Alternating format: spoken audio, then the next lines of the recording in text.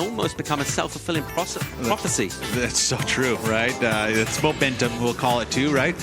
Whatever it is, it's definitely something you got to grasp onto and keep rolling with it. Heat 14 in the water, Yago Dora, Matt McGillivray, two real exciting surfers. The goofy versus regular, the power of McGillivray. Dora with the flair. And aside from the maneuvers themselves, it's matching what the conditions are offering up, and he's absolutely bringing the energy here. As a look at Dora with a nice hit on the forehand. That was beautiful, attack right here.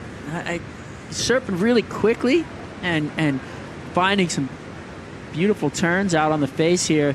But the waves are so slopey and so undulated. It's so hard to catch in and get that rhythm and flow out of it.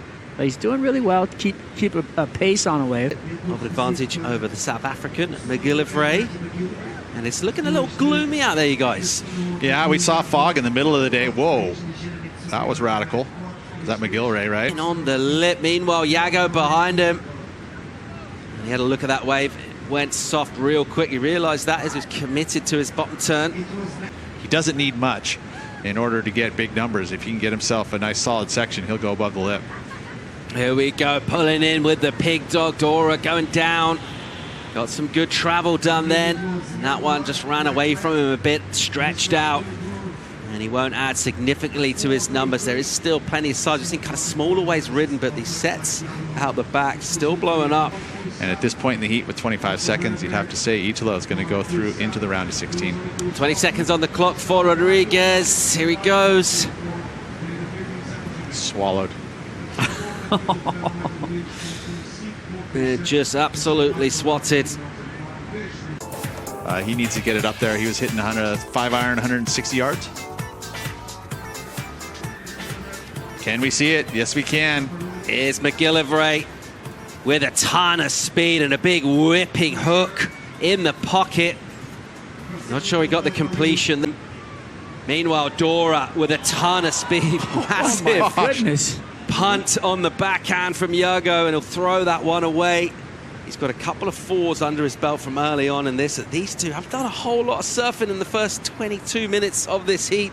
Little exchange there, both of them. They're going to go incomplete. And I thought maybe he went through the board, but he went through the fin of the board, which is even more dangerous. McGillivray tagging it hard. Those strong legs. There's a nice carve from him. This is going to feel much, much better for the South African. Right back in the heat. 15 minutes to go. Literally right back in the heat. That's going to be a good number for him. He's going to match at least Yago, probably be a little bit better, at least in my eyes, just because of the speed he carried through those two turns. You saw this as he gets over the lumps and bumps and the first turn straight up. That's so difficult. Carve through it and then again lays into that carve. That's the speed. He goes through the carve. Got a 6.5. Yeah, he sure did, and he needed it because that score right there of the 5.33 would have been an advantage to McGillivray. Felt like the momentum would have been shifting into his court, but no, this wave right here allowed that momentum to go right back into Yago Dora. So at the last 10 minutes. E tava bem grande, mas é isso, Rafael. O dia inteiro de surf é legal que reúne muita gente num final de semana onde, poxa, a galera tá todo mundo junto aqui na praia, e lá no meu hotel também tinha a galera da pipa lá torcendo por mim, os amigos. Yeah, that was a bit of an error, and he knew it too. He had a good dig into it, had the priority, needs nominal score, and now Dora's up and riding. Using the priority, not using it super well. Tried to go real vert on that backhand hit. Just disconnects. The volley of mistakes there, huh? I got one shot at this. I got time to pick a set wave. Well, he doesn't hang about. Airdrops in to a big wave, holds the bottom turn, snaps it in the pocket off the rail, and then goes on with a carve back into the whitewater. Needs to take on the lip here, which he does real well. Will he get a landing? He won't. Oh, he doesn't ride out of it. Yeah, he needed to in order to turn that score into a 6. Ski ride back out, and this wave was a challenge. I mean, he gets around the corner here and it just flattens out on him. He had to carve back and hope that another steeper section happened, but it didn't. And then finally he gets the meaty section and he doesn't quite pull it off. I mean, he attacked it, had everything going for him, but just fell into the explosion, eaten up.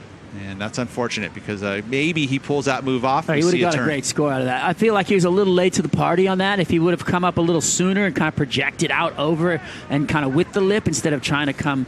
At the moment, he's heading to the round of 16. It's not a massive lead 5.61 is the requirement. McGillivray got away from him here.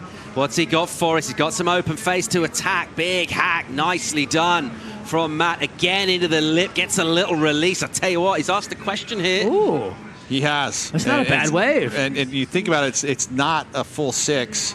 Man, this is, I mean, how is it every time we come to the end of the heat, they're going to surf a wave to almost the number, and then we all have to guess on it. Like, is it enough? Is it not enough? Like, we get hung out to dry. Because they ran this morning. It was pretty rad. Let's get a replay here. McGillivray shracks into the corner, pushes pretty hard, huh? And then right there was a nice little turn. But, yeah, again, I think it's a smaller wave. And they'll take notice of that. You know, it didn't have the critical sections, even though the turns were vicious. I mean, that turn there was so solid. Just drifting on the carve. Like a drifting carve is something that's kind of wild. That angle, too, looks more impressive. Well, that's kind of a more judge's angle, too, from behind looking at it like that. It's a 5.37, so 0.2 of a point shy. One judge had it there at a 6 and had it turned, but the rest of the 4, just under. It was a mayhem or a Merrick, but now it's just a mayhem. Dora, meanwhile, snapping on a big wave on the backhand. And he'll project out the top of that. Whatever the score comes in, it'll be inconsequential in terms of the result. It is the Brazilian who will get the nod and go through to the round of 16. A late charge from McGillivray, not quite enough. A real entertaining heat. Well done to Yago Dora. We got a quick commercial break after that. The Corona post show. Stay tuned for that.